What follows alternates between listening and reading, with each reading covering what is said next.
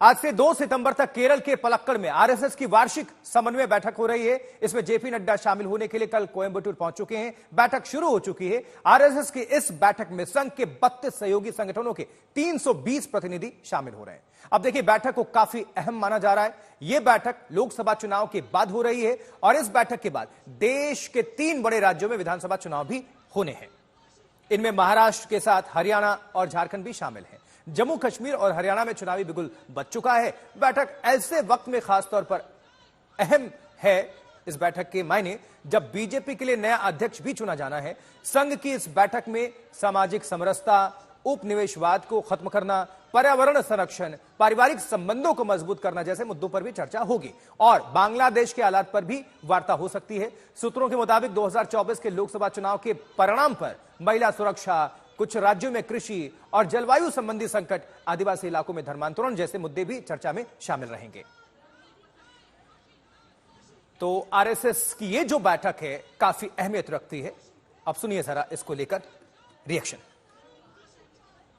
All RSS inspired 32 organizations will be participating.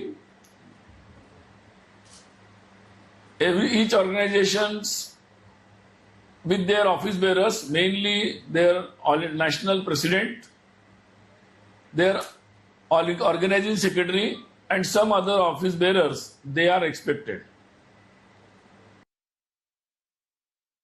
Kerala में यह बैठक हो रही है और केरल ही आप सभी को लिए चलेंगे। हिमांशु मिश्रा हमारी संवाददाता की मौजूदगी केरल में है इस वक्त।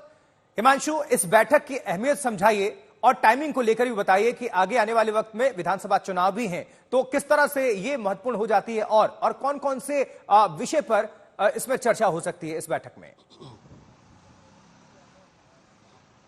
देखिए, बिल्कुल आशुतोष, जैसा आपने भी बताया, सामाजिक समरसता को लेकर, उपनिवेशवाद को खत्म करने से लेकर पर्यावरण को लेकर तमाम इश्यूज पे तो चर्चा होगी। लेकिन बांग्लादेश में जिस तरीके से शेख हसीना की सत्ता का तख्ता पलट किया गया और उसके बाद हिंदुओं की जो वहां पर दशा है उसको लेकर भी जो है चर्चा होगी। महिलाओं के ऊपर जो उत्पीड़न है उसको लेकर चर्चा होनी है। कृषि संबंधित इश्यूज पे चर्चा होगी, क्योंकि किसान आंदोलन जो है बहुत लंबे समय से चला आ रहा है। इन सब विषयों पे तो चर्चा होगी, लेकिन लोकसभा चुनाव को लेकर के जो नतीजे आए हैं उस पर चर्चा होनी है, क्योंकि भारतीय जनता पार्टी की तरफ से बीएल संतोष और जेपी नड्डा, जो भारतीय जनता पार्टी के अध्यक्ष हैं, वो यहाँ पहुंचे हैं। वो बताएंगे कि पिछले 1 साल में पार्टी ने क्या किया है और किस तरीके से चुनावी नतीजे रहे। ये कहा जा रहा था कि संघ कुछ मुद्दों को लेकर भारतीय जनता पार्टी से नाराज भी था और इससे पहले चुनाव के दौरान ही जो है जेपी नड्डा ने एक बयान दिया जिसको लेकर संघ की कुछ नाराजगी जो है वो जताई भी गई थी। जेपी नड्डा ने कहा था कि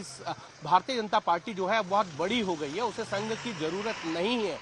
और इसको लेकर संघ के अंदर जो है पूछा गया कि क्या सही इस तरीके से है। इन सब इश्यूज पर तो चर्चा होगी, लेकिन देखना यह है क्योंकि हरियाणा और जम्मू कश्मीर के चुनावों की घोषणा हो चुकी है और चुनाव को लेकर मतदान भी होना है। इसके बाद जो है झारखंड और महाराष्ट्र में विधानसभा चुनाव है और भारतीय जनता पार्टी इन चुनावों में किस तरीके से जाए और संघ के जो संगठन है वो इसमें किस तरीके से सहयोग करेंगे, ये सारी चर्चा होंगी। और उसके साथ साथ जो 32 संगठन आए हैं आरएसएस के यहाँ पर, उनके प्रतिनिधि हैं, वो अपने अपने पिछले 1 साल की रिपोर्ट भी बताएंगे कि उनके संगठनों ने जो है क्या क्या कार्य किए हैं और किस तरीके से समाज को जोड़ने के लिए और अपने अपने क्षेत्रों में उन्होंने क्या क्या योगदान दिया है।